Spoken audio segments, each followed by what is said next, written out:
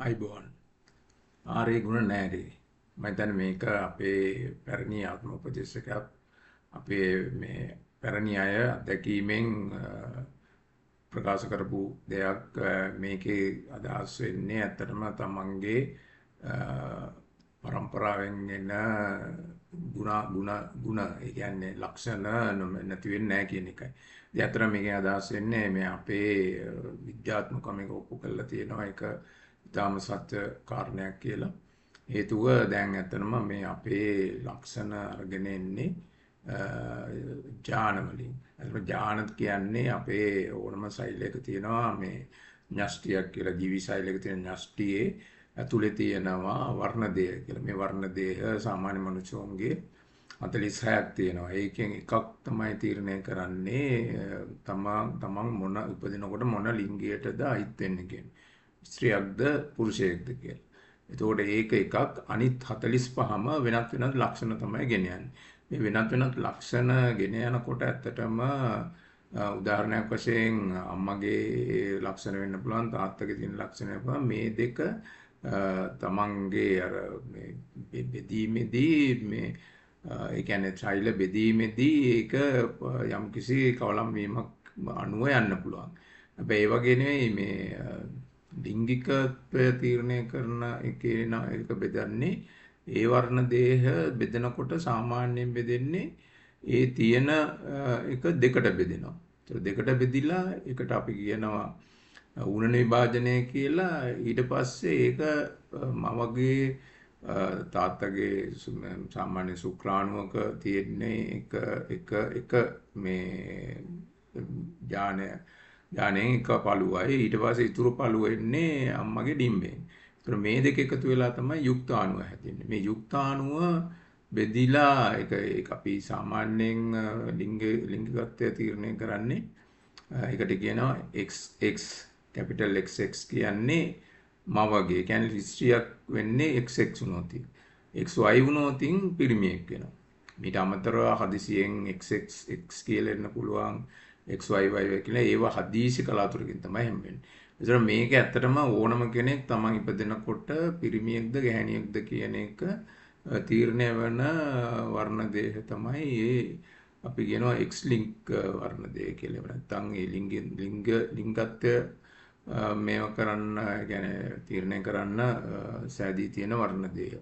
ඒකම ඇත්තටම අනිත් වර්ණ දේහ ගොඩක් දේවල් උදාහරණයක් වශයෙන් උස බව, මිටි බව, සුදු බව, කළු බව, කොණ්ඩේ හැඩය, ඇස්වල වර්ණය, ඒ වගේ මූණේ හැඩය ඔක්කොම තීරණය වෙන්නේ තමන්ගේ අම්මගේ තාත්තගේ තියෙන ලක්ෂණ අනුව. මේ දෙක අර වෙන්වීමේදී සමහරක් වෙලාවට අර භාගයක් උනේ නැතත් ඒ කියන්නේ අනුනන විභාජනයක් උනන විභාජනයක් උනේ නැතත් අනුනන විභාජනයේදී උනත් ඒක මේ ඥාන කවලම් වෙන්න පුළුවන්. මේ ඇතරම මේ න්‍යෂ්ටිය හැදිලා තියෙන්නේ මම කිව්ව වර්ණ දේහ සහ තාවල් ප්‍රෝටීන් අඩංගු දේවල් වලින්. එතකොට ඊට පස්සේ මේ වර්ණ දේහ හැදිලා තියෙන්නේ ඇත්තටම DNA අණු වලින්. DNA අණු වල තමයි මේ ඥාන ලක්ෂණ ගෙනෙන ඥාන තියෙන්නේ. ඒතර මේ DNA අණුව හැම වර්ණ දේහෙම DNA තියෙනවා. DNA මේ න්‍යෂ්ටියේ වර්ණ දේහ තියෙනවා. ඒතොර ඒකින්ද මේක බෙදීමේදී තමයි ඇත්තටම මේ తত্ত্বය ඇති වෙන්නේ. අපි උදාහරණයක් වශයෙන් අපි සාමාන්‍යයෙන් අපේ බෙරදිග රටවල් වල ඉන්න අයගේ සාමාන්‍යයෙන් ගොඩාක් උස නැහැ මිටි ඒ වගේම අනිත් පැහැය දුඹුරු පැහැත අපි කියන්නේ කළු කියලා. ඒ වුණාට දුඹුරු සුදු ඒ වගේ මිශ්‍ර වීමක් වෙන්න පුළුවන්.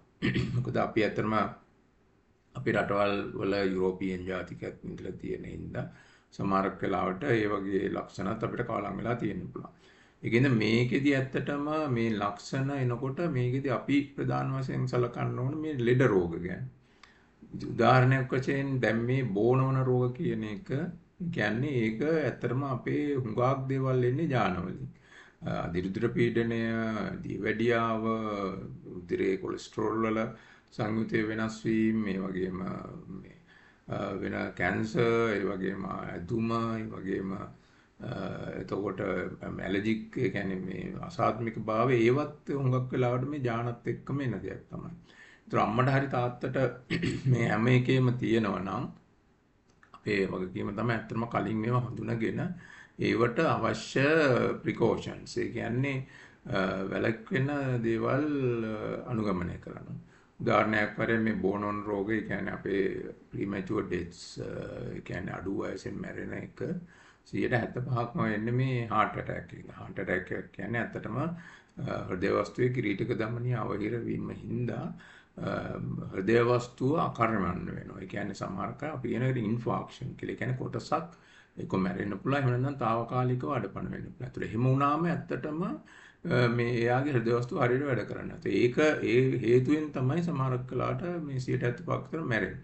ඉතින් මේව වළක්ව ගන්න ඕන ඒ හෘද වස්තුව ඇති මේ කිරිටික ධමනී අවහිර වීම ඇති වෙන්න ප්‍රධාන ලක්ෂණ තමයි ඒ කියන්නේ අපිට තියෙන අනිත් තමයි දියවැඩියාව සහ අධිරුධිර පීඩනය. ඒතර මේ තුන පාලනය කරගන්න අපිට පුළුවන් අපේ අම්මලා තාත්තලාගේ අපේ પરම්පරාවේම ලක්ෂණ තියෙනවා නම් ඒ ලක්ෂණ තියෙන හින්දා අපි කලින් ඒවා බලලා ඒ වගේ ප්‍රෙෂර් එක බලන්න, බ්ලඩ් ෂුගර් එක බලන්න, ඒ වගේම කොලෙස්ටරෝල් සංයුතිය බලන්න, ඒක බලලා හරලා ඒව තියෙනවා නම් ඒවට අවශ්‍ය precautions ගන්න ඕන මේවා හින්දා සංකූලතා ඇති නොවන විදිහට. ඉතින් එහෙම කරොත් අපිට පුළුවන් වෙනවා ඇත්තටම මේ ඥාන හින්දා අපිට ඇති වෙන මේ බෝනෝන රෝගවල තත්ත්වය පාලනය කර ගැනීම.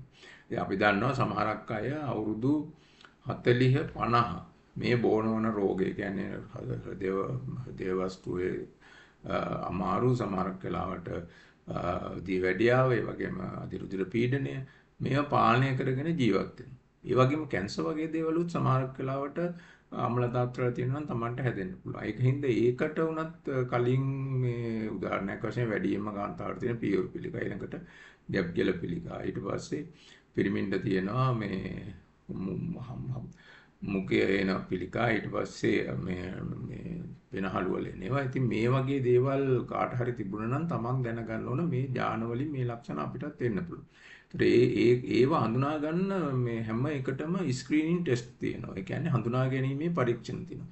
මේ පරීක්ෂණ වලට කලින් යොමු නොතින් ඒක තමන්ගේ තමයි වගකීම.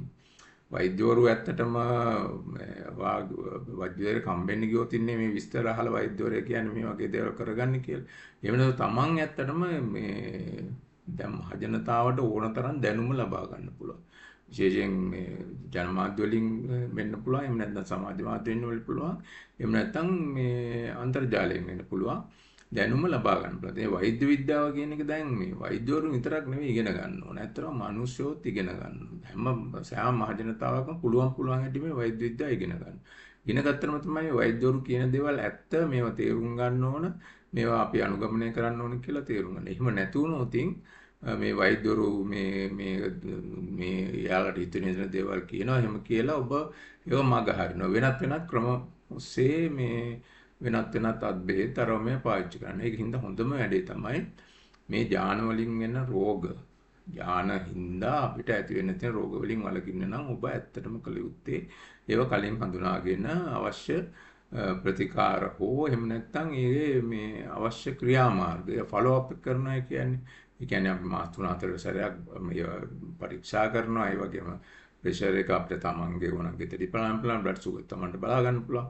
ඉතින් මේ වගේ ඉන්නකොට ඔයා සක්‍රීයව ජීවත් වෙන්න පුළුවන් ඉතා විශාල සංඛ්‍යාවක්. ගුණාත්මක ජීවත් වීමේ කාලයක් ගත කරන්න පුළුවන්. ඔයාගේ මේ ඒ කියන්නේ අවුරුදු 80 90 වෙනකම් එහෙම ගුණාත්මක ජීවිත කාලයක් ගත කරන්න පුළුවන්. ඒකට තමයි අවශ්‍ය වෙන්නේ. ලෝක සෞඛ්‍ය සංවිධානය හැමතිස්සෙම කියන්නේ මේවා හැමෝටම අපි විශ්වීය ආවරණයක් දෙන්න ඕන. ඒ කියන්නේ හැම දිනාටම මේ වගේ දේවල් බලා ගන්න පුළුවන් ක්‍රමවේදයක් අපි සකස් කරන්න ඕන. ඒක වුණොතින් තමයි ඒ දය. ඒ කියන්නේ ජනතාව නිරෝගී වෙන්නේ. ඉතින් මම හිතන රජයේ වගකීමක් තමයි මේවා ඉක්මනට ක්‍රියාත්මක කරන්න මේවාට අවශ්‍ය උපකරණ එහෙමට ඇත්තටම තියෙන හුඟක් ඒවා තියෙනවා මෙච්චර ලොකු මුදලක් යන්නේත් නැහැ. ඉතින් මේක මෙවුනාටින් මේවයින් එන සංකුලතාවලට වියදම් කරන ගාන ඉතාම වැඩි. ඒක තේරුම් ගත්තොත් ඇත්තටම අපිට පුළුවන් වෙනවා මේ මුල් කාලේදී කියන්නේ ප්‍රාථමික සෞඛ්‍ය සංරක්ෂණය. ඒ කියන්නේ මුල් කාලේදී මේ බෝනෝන රෝග අඳුනගෙන ඒවට අවශ්‍ය ප්‍රතිකාර හෝ ඒ සඳහා අවශ්‍ය ක්‍රියාමාර්ග ෆලෝ අප් කිරීම කරනවා නම් මේ විශාල මුදලක් වැය වෙන එක අපිට වළක්ව ගන්න පුළුවන්. ඉතින් මේ පැරණි කියමනක් වෙන ආර්ය ගුණ නැරේ කියන එක ඉතාම හොඳ වටින කියමනක්. ඒ මොකද අත්දැකීමෙන් කියන දෙයක් ඒ සත්‍යයක් බව විද්‍යාත්මකව ඔප්පු කරලා තියෙනවා. හැම රටේම කරපු පරීක්ෂණ වලින් ඒක තේරුම් අරගෙන ඉන්නේ. ඒ වගේම මේ ජානවල එන රෝග සමහරක් රෝග තියෙනවා. ඇත්තටම අර මම ඉස්සෙල්ලා කිව්වා වගේ මේ තමන්ගේ ලිංගය නිර්ණය කරන මේ එකට සම්බන්ධ රෝග තියෙනවා. ඒ කියන්නේ ඌ පිරිමියෙක් නම් විතරක් හැදෙන රෝග තියෙනවා. මොකද X-linked කියනකොට එතකොට ඇත්තටම මේ ඩොමිනන්ට් වුණොත් කියන එක ඇත්තටම ඒක විද්‍යාත්මකව ඔයගලට මේ හැම දෙයක්ම වලට ඉගෙන ගන්න පුළුවන්. දැන් ඔය AI තාක්ෂණයෙන් ඒ වගේම ඕනතරම් දැනුම ගන්න පුළුවන් ක්‍රම තියෙනවා. ඉතින් ඒව Tamanට තේරෙන විදිහට වෛද්‍යවරු කියන දේවල් හරි එහෙම නැත්නම් පොතෙන් පතෙන් දැනුම් අරගෙන මේවා තේරුම් අරගෙන මේ විදිහට ජීවත් වෙන්න පුරුදු වෙන්න.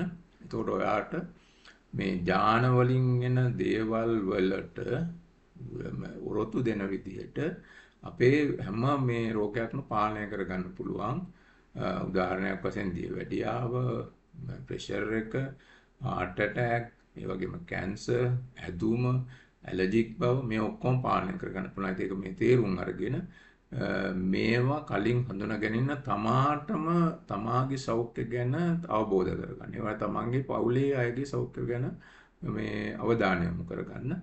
ඒ සඳහා රජයේ රෝහල් සියල්ලම වෙනුවෙන් නොමිලේ මේ සේවාවන් ලබා දීමට කටයුතු කරන්න ඕන. ඒක තමයි මගේ වගකීම. රජෙත් වගකීම තමයි මේ විදිහට අපි සේවාවන් ලබා දීම. ඒ සේවාවන් ලබා දීලා මේ රටට හොඳ නිරෝගී ජනතාවක් ඇති කරොත් තමයි ක්‍රියාශීලී ජනතාවක් ඇති වුණොත් තමයි ඵලදායීතාවය වැඩි වෙලා මේ රටවල් වල දියුණුව ඔය අපි කියන ආර්ථික දියුණුව උනත් ලබා ගන්න ඉතාම අවශ්‍ය වෙන සාධක මේවා. ඉතින් මම හිතනවා මේ අපිම මේ අපේ මේ ආර්ය ගුණ නැරේ කියන එක වගේ ගහේ කටුල් කරන්න ඕනේ නැහැ කියන එක කියන්නේ ඥාන වලින් එන ලක්ෂණ ඒවම් තියෙනවා. ඉතින් ඒව තියෙන හින්දා ඒවට precautions අරගෙන අපි ප්‍රවේශම් වෙලා සක්‍රීයව වයසට යන්න පුළුවන්. අවුරුදු 80ක් 90ක් වෙනකන් ජීවත් වෙන්න පුළුවන්. බොහොම ස්තුතියි.